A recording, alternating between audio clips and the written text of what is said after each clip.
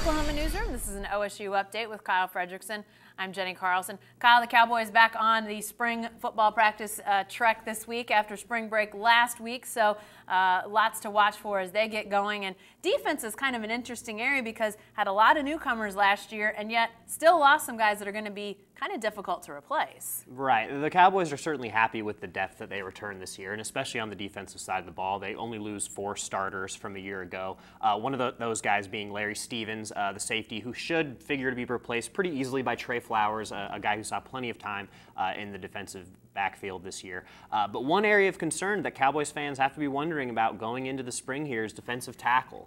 You know, you lose your 2 starters, guys who've played every single game last year, in James Castleman and Ofa Hautau. I mean, we're talking about 75 tackles, 5 sacks between the two guys who were very productive, and those guys are going to be gone. And when we look at the depth chart and how it spills out from here, now the Cowboys have 6 defensive tackles in spring camp right now, so the depth isn't an issue, but the question is who's going to be the guy who's going to step up and take those roles.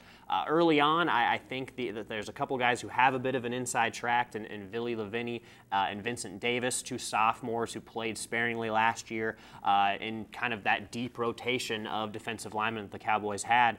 So there's a lot of good options there, but you know, when we look at some of the success OSU has had with some of these transfers as well, don't rule out a guy like Mo Tekai Miley, sorry Mo Tekai if I messed up your name there, a guy from Tyler, Texas, junior college, comes in with the 6'4", 300-pound size, could be a guy who makes an instant impact and continue, you know, adding some depth so the Cowboys can keep a rotation going up front, as we saw was so successful last year. Well, and you mentioned that they do lose some guys that are going to be more difficult to replace, and yet so many guys back. Not a lot of turnover in the coaching ranks. They did see some new coaches hired in the offseason here, but they were largely offensive guys. So what can we expect from this defense heading into next year? What's it going to look like? Well, I mean, that's a good question. Like you said, you have Glenn Spencer. Everyone else is kind of stable. And like we pointed to before, there's just a ton of depth. So I think during the spring, it's a good time for them to be physical and really figure out who they're going to be.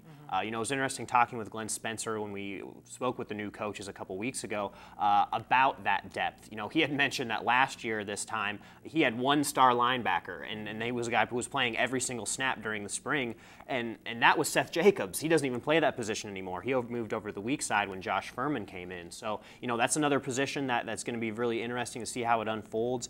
You know, you got a couple of guys who entered the mix this year, some freshmen who are sophomores now, Jasiah Kem, and, you know, another guy in Justin Phillips who made a big impact. But Jordan Burton, now we're talking about junior college guys. He's a 6'3" former safety who could come in and play that star role. So as far as that one position, there's some concern there. But like you had mentioned, I don't think that there's a lot of drama on the defensive side of the ball because of what the Cowboys return. You know, Ashton Lampkin is healthy. He got a redshirt year and he'll be back. Kevin Peterson, Ramon Richards with the experience he did in the secondary. So not a whole lot of concerns there. You know, this was a unit that gave up a ton of points in the middle of the year, as you witnessed as well during that tough stretch. But as they kind of buckled down late in the year, I think it was a good sign moving forward. Well, and I'll ask you about that lastly, because they did give up a lot of points, but that was a rough stretch for the entire team. Offense wasn't scoring a lot. Defense faced so much pressure. But the way they closed mentally, this defense has to feel like they're in pretty good shape moving forward. Well, they definitely do, but you know, I think it's important to kind of keep it in perspective as well. You know, you're talking about an Oklahoma team that clearly struggled towards the end of the year that the Cowboys were able to defeat, and then Washington as well. You know, that was a dynamic offense at times during the season, but as we found out just a couple weeks ago, their quarterback Siler Miles is taking a leave of absence from the team. So clearly there were some issues going on with the Huskies at that time too. So you wonder how much of that's going to carry over, but I just think in terms of team-wide momentum, ever since Mason Rudolph took the field, this has just looked like a completely different squad. They've played with such more confidence.